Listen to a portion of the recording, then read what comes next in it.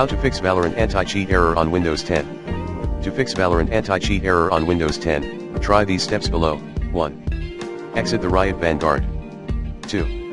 Remove the Riot Vanguard via Windows 10 settings.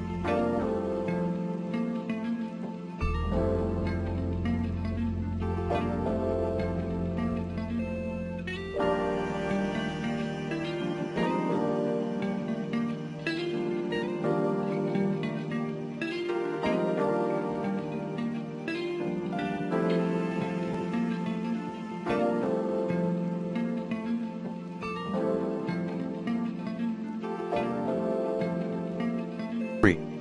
Reinstall Riot Vanguard by running Valorant.